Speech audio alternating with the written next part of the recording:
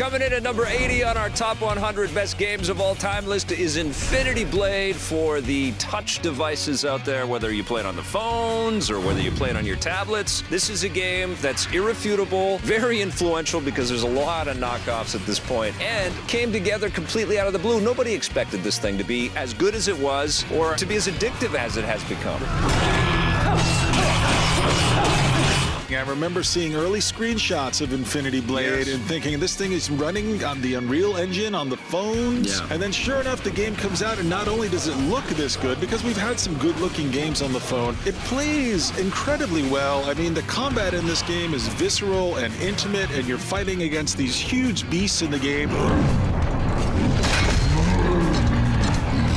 They really broke some important ground when they figured out how this game was going to work, because you're right, you just use simple swipes across the screen, and a new genre, just like Angry Birds. Maybe it's not as popular or pervasive as Angry Birds, but a new genre was launched, and it's the right way, it's the only way you can really do third-person action fighting games on the phone at this point. And I think what they did, Donald Mustard and his team, who, you know, a bunch of those guys had been kind of beaten up by the Advent Rising debacle, the trilogy that never was, they regrouped and took a look at this as a really refreshing opportunity, but they went back to gaming roots, specifically Punch-Out, and they kind of reinterpreted Punch-Out for this new touchscreen interface with this really cool medieval vibe and this fantastic art that the Unreal Engine provided, and it's just unbelievable work.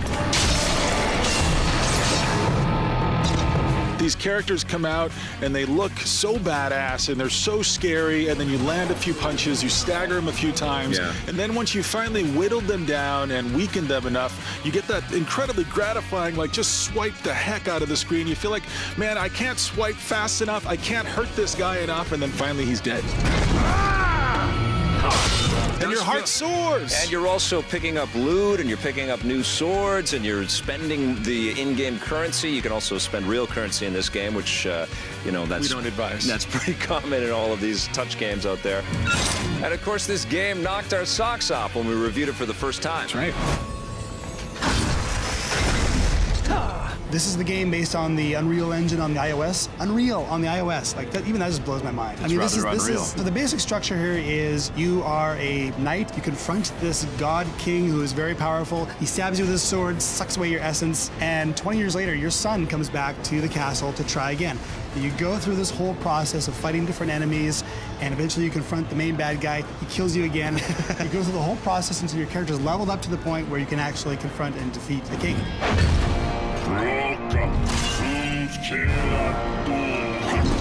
Whether or not you're going to like this or not depends on what you go in thinking that it is. Yeah. Because it really is a combat system, and that's about it. It's on rails, really. Yeah, it's on rails. Your movement is basically from waypoint to waypoint. They try and jazz that up by putting, like, treasure and spells and stuff around so you can tap them to pick them up. But really, it's all about the fighting, and it is just sort of swiping with your sword left and right. But the combat system's pretty good. And the other thing you have to say is this, how amazing it does look.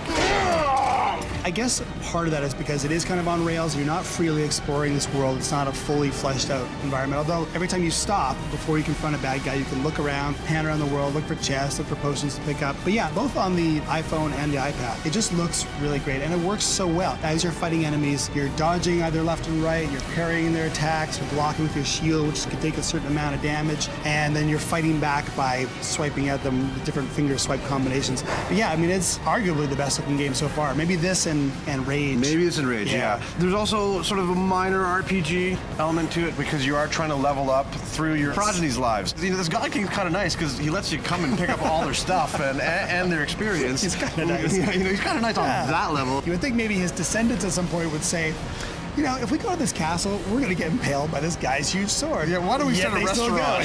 why don't we go into another line of work? Let's open up a pub and serve mead for the rest of our days. But no, people must be avenged.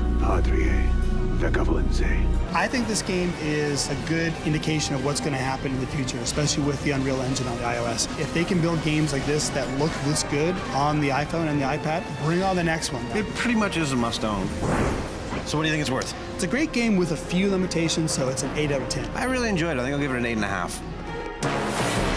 So some fond, fine memories there. Thank you, Infinity Blade. You are number 80 in our list of the greatest video games of all time. Donald Mustard, open the champagne.